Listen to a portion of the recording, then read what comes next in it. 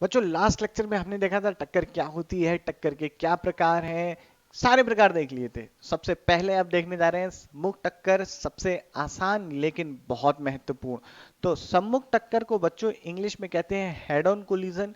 आपने देख ली भी लिया होगा, पढ़ भी लिया होगा, लेकिन आप इसको कैसे समझें आइए देखते हैं। मान लेते हैं बच्चों अपने पास दो बॉल हैं, दो गेंदे हैं। गेंदे तो एक का द्रव्यमान ma है और ये यू ए वेग से चल रही है। दूसरी गेंद जो है बच्चों, ये आपका इसका द्रव्यमान एम बी है और ये यू बी वेग से चल रही है। अब बताइए, आपका ये यू ए और यू बी से चल रही है तो क्या परिस्थिति होनी चाहिए कि तभी ये टकरा सकते हैं? सीधी सी निश्चित तौर पे बच्चों एक ही परिस्थिति होनी चाहिए कि जब आपका यू ए जो है ये बहुत ज्यादा हो बच्चों, किससे? यूबी से। तो ऐसी ही परिस्थिति में ये टकराएगा, अदरवाइज आपका नहीं टकराएगा। यूए जो है ज्यादा होना चाहिए यूबी। अच्छा, यहाँ पर बच्चों हमने यहाँ पे त्वरण शून्य माना है दोनों का भी। ठीक। अब क्या होगा, ये जो पीछे से धीरे धीरे धीरे धीरे धीरे धीरे धीरे भाग रहा होगा इसके पीछे और भागते भागते इसके अंदर घुस जाएगा। अब जब ये घुस रहा होगा तो आप देखो होगा क्या। जैसे ये यहाँ पे पहुंचा, ये बॉल यहाँ पहुंची बच्चों, क्या होगा ध्यान से समझना। भाई ये तो ऐसे चल रही है ना, ऐसे, और ये भी आपकी ऐसे चल रही है भाई, इसी दिशा में इसी तरीके से। अब ये यूए जो है यूबी में घुसने की कोशिश करने लगेगा। होगा क्या, मान लो जैसे कि मेरी ये हाथ है, ये इसके अंदर घुसने की कोशिश कर रहा है। देखो मेरे हाथ के अंदर की आकृति परिवर्तित हो गई। तो जब ऐसी प्रयास करेगा, जैसे आपने कोई दीवार पे बॉल मारी, तो बॉल जो है दीवार में घुसने की कोशिश कर रही होती है, तो बॉल पर दीवार बल लगा रही होती है विपरीत दिशा में। ऐसे ही यहाँ पे हो रहा होगा। तो क्या होगा, बॉल की शेप चेंज हो रही होगी। चित्र में भी देख सकते हो आप लोग, बॉल की क्या हो रही होगी बच्चों, शेप चेंज हो रही होगी, एकदम कंप्रेस होती जा रही होगी। तो यहां पर भी इसकी शेप चेंज होगी। जिसने समय के लिए वस्तु की आकृति में परिवर्तन हो रहा होता है बच्चों, उस समय को हम कहते हैं विरूपण काल। आप पढ़ भी सकते हैं। तो जितने समय के लिए आपका विरूपण काल हो रहा है, तो इस समय जो भी बल आ रहे हैं ना, वो गेंदों की आकृति में परिवर्तन कर रहे हैं। तो हम ऐसे बल को कहते हैं डिफॉर्मिंग फोर्स। हो क्या रहा होगा कि भाई ये जो है आपकी बॉल ए है, इसका भी शेप कुछ चेंज हो रही होगी। बॉल बी है, इसकी भी कुछ शेप चेंज हो रही होगी। ये एक दूसरे में चिपक गए होंगे।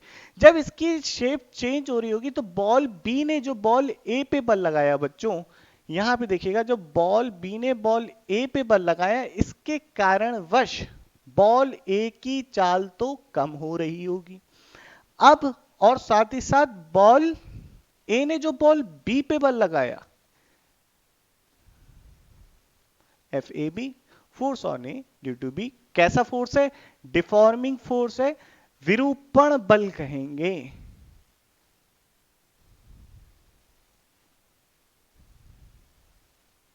ठीक है बच्चों, डिफॉर्मिंग फोर्स है, विरूपण बल कहलाएगा। तो आपका यहां पर जो है डिफॉर्मिंग फोर्स आ रहा है भाई, इसकी वजह से इसकी क्या हो रही है, चाल कम हो रही होगी। और इस पे भी डिफॉर्मिंग फोर्स आ रहा होगा। बॉल बी की बात करो तो भाई ये कुछ ऐसे चपटी सी हो गई होगी उस समय के लिए, और इस पे भी डिफॉर्मिंग फोर्स आ रहा होगा इधर साइड पे ऐसे। तो क्या होगा बच्चों, इस, तो बच्चों अब यूबी की चाल लिखते हैं। क्या हो रहा होगा कि इसके ऊपर भी डिफॉर्मिंग फोर्स आ रहा होगा।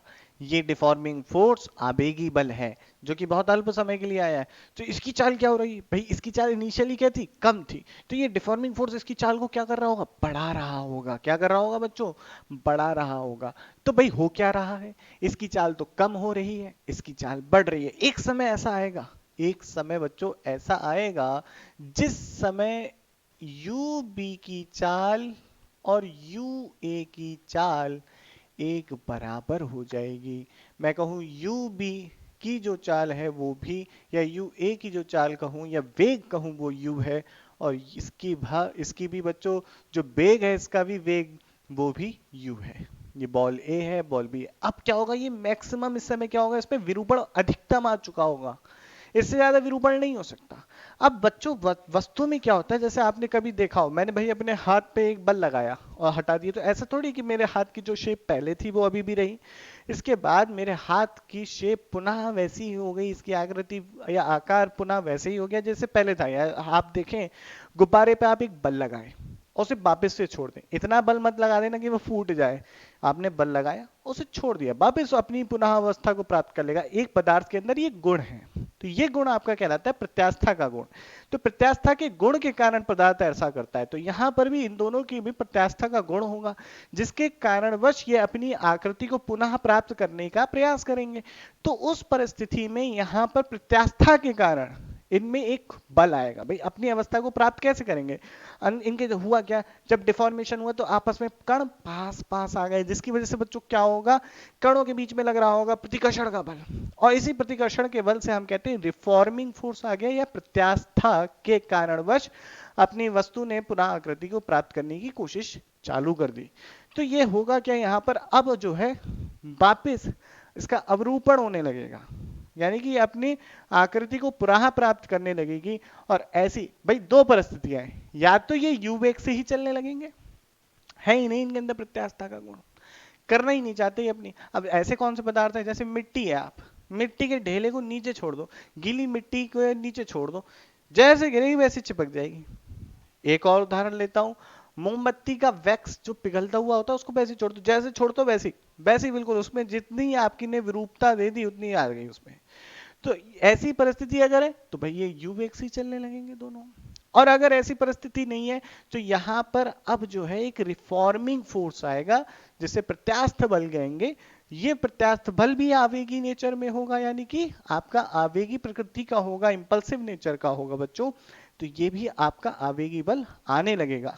तो ये आवेगी बल क्या करेगा भाई, ये आवेगी बल के कारण देखो, ये आवेगी बल जो आपका बी का प्रत्यास्था के कारण बल आया, वो आपका रिफॉर्मिंग फोर्स इधर लग रहा होगा ए पे, ठीक है। अब ये एक दूसरे से दूर हटने की कोशिश करेंगे, और अभी क्या कर रहे थे, घुसने की कोशिश कर रहे थे, अब ये एक दूसरे से दूर हटने की कोशिश करेंगे। इसका रिफॉर्मिंग फोर्स भी इधर की तरफ आएगा। और ये दोनों, ऐसा नहीं है जितना डिफॉर्मिंग फोर्स है उतना रिफॉर्मिंग फोर्स है, ऐसा जरूरी नहीं है। यानी कि जितनी रूपता प्राप्त करने के लिए बल आए उतना ही जरूरी नहीं कि विरूपता, जब आपकी यानी कि विरूपता हो रही थी, यानी कि डिफॉर्मेशन हो रहा था, पदार्थ की आकृति परिवर्तन हो रही थी, जो बल आया था उतना ही हो, ऐसा जरूरी नहीं है। प्रत्यास्थ पिंड, जितने भी आपके प्रत्यास्थ पिंड हैं बच्चों, उन्हीं के लिए है, यानी कि इलास्टिक बॉडीज के लिए वैलिड होता है।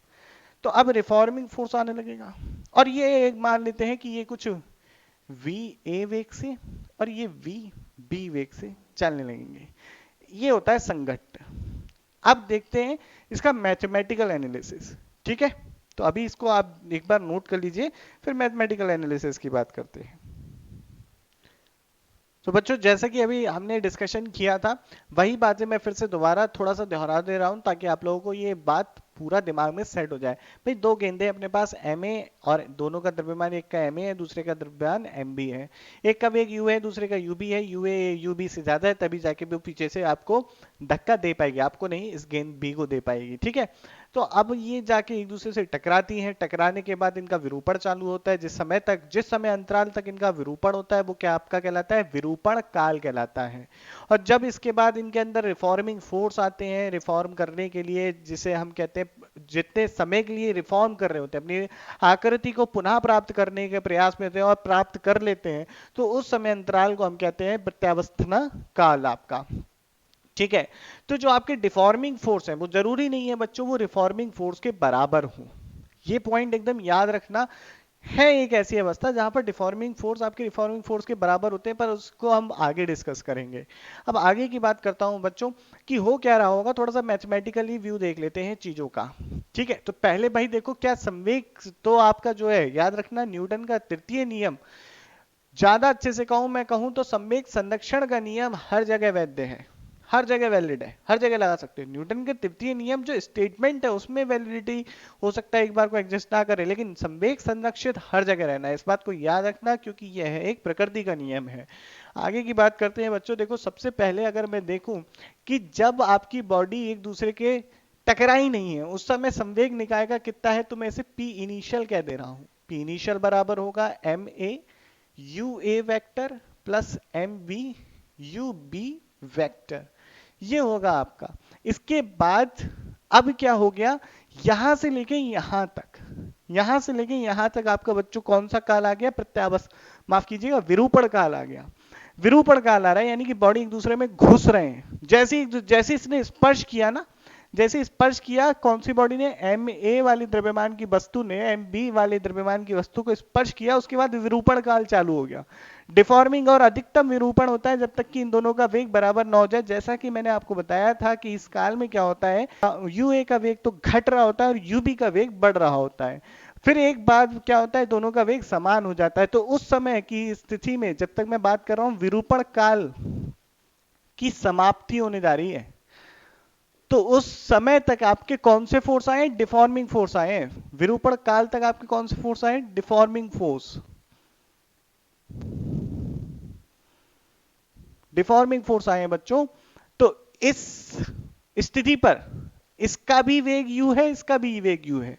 इसका द्रव्यमान ma है, इसका द्रव्यमान mb है।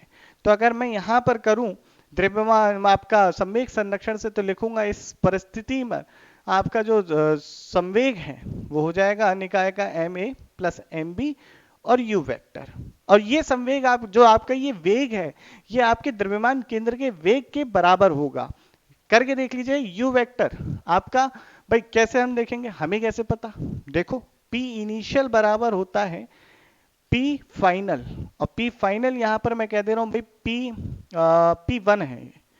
तो भाई M A plus M B U, U vector is equal to आपका क्या हो जाएगा, पी इनिशियल की वैल्यू बच्चों यहां से उठा के रख दो आप, M A U A vector M B U B vector बटे M A plus M B. ये आप क्या आ गया, आसान एकदम। तो ये जो वेग है आपका, ये द्रव्यमान केंद्र के वेग से दोनों वस्तुएं विरूपण काल के अंत में चल रही हैं। ये बहुत डिटेल में बता रहा हूं बच्चों, ये जल्दी आपको नहीं मिलेंगी बातें। अब विरूपण काल खत्म हो गया, मैक्सिमम डिफॉर्मेशन खत्म हो गया। अब चालू हो गई वस्तु अपनी आकृति को प्रारंभ करना चालू कर दी, अपनी प्रारंभिक आकृति को चाहना चाहती है, पाना चाहती है। तो कैसे करती है ये, कि भाई इसके अंदर जो आपके मॉलिक्यूल्स हैं वो एक दूसरे पे फोर्स लगाते हैं, तो अब आने लगे रिफॉर्मिंग फोर्स। और यहां से आपका चालू हो गया प्रत्यावस्थन काल। और ये तब तक चलेगा जब तक बॉडी एक दूसरे से अलग नहीं हो जाती। जैसे अलग हो जाएंगी वैसे अपनी शेप को पा चुकी होंगी, सीधी सी बात है। तो उस परिस्थिति में मैं कहता हूं कि भाई रिफॉर्मिंग फोर्स आए, यहां से लेके आपका जैसी टच करने के बाद, ये जैसी टच करके जस्ट अलग हो रहे हैं, तो यहाँ पे आपके रिफॉर्मिंग फोर्स आ रहे हैं। ठीक है, तो ये आपका कौन सा काल कहलाता है, प्रत्यावस्थन काल, जैसा कि मैं आपको बता भी चुका हूं। तो अब बाद में मान लेते हैं भाई इसका वेग va हो गया, इसका वेग vb हो गया। तो हम यहां से क्या लिखेंगे भाई, हम लिखेंगे p final is equal to ma va mv vb। और ये बराबर आपका हो जाता है बच्चों, ध्यान से देखिएगा, ये तो भाई इसका इस काल की शुरुआत में जो आपका संवेग था वो ये था, ये वाला। और इस काल के अंत में जो संवेग है वो ये है। तो ये संवेग बराबर होना चाहिए एम यू, यहां पर यू कॉमन ले लें तो M A plus M B गुणा यू के। और पी फाइनल देखो, ध्यान से देखो किसके बराबर आ गया भाई, ये किसके बराबर है, पी इनिशियल के बराबर, पी इनिशियल। यानी कि संघट्ट के दौरान बच्चों, संघट्ट के दौरान बच्चों ध्यान से ध्यान रखना, संवेग संरक्षित है। ऊर्जा संरक्षित कौन सी, यांत्रिक ऊर्जा संरक्षित रहेगी या नहीं रहेगी हमें नहीं पता। ठीक, इतने बात समझ में आई। ये बात हमने करी थी सम्मुख टक्कर की। अब जो आपका ये बल है ना, डिफॉर्मिंग फोर्स, इस डिफॉर्मिंग फोर्स से बॉडी ए के संवेग में कुछ परिवर्तन आया होगा। और संवेग में परिवर्तन को हम बच्चों क्या बोलते हैं, आवेग बोलते हैं। संवेग में परिवर्तन को पढ़ाया है, आवेग बोलते हैं। तो यहां पर जो आवेग आया वो कौन सा आवेग आया, आपका डिफॉर्मिंग इंपल्स आया होगा। इसको इंग्लिश में बोलते हैं इंपल्स ऑफ डिफॉर्मेशन। तो आपके विरूपण काल में कौन सा आता है, इंपल्स ऑफ डिफॉर्मेशन। ठीक है बेटा। अब इसके बाद यहां पर एक इंपल्स आया हो, जब अधिकतम विरूपण हो गया, विरूपण समाप्त हो गया, उसके बाद क्या होने लगता है, प्रत्यावस्थन काल शुरू हो जाता है। उस स्थिति में आपका इसका फिर बॉडी ए का कुछ संवेग में परिवर्तन, बॉडी ए का, निकाय की बात नहीं कर रहा हूं मैं, केवल बॉडी ए की बात कर रहा हूं। तो बॉडी ए के संवेग में परिवर्तन होना चालू होगा। वो संवेग में परिवर्तन जो हुआ वो आवेग होगा, और उस आवेग को हम कहते हैं इंपल्स ऑफ रिफॉर्मेशन।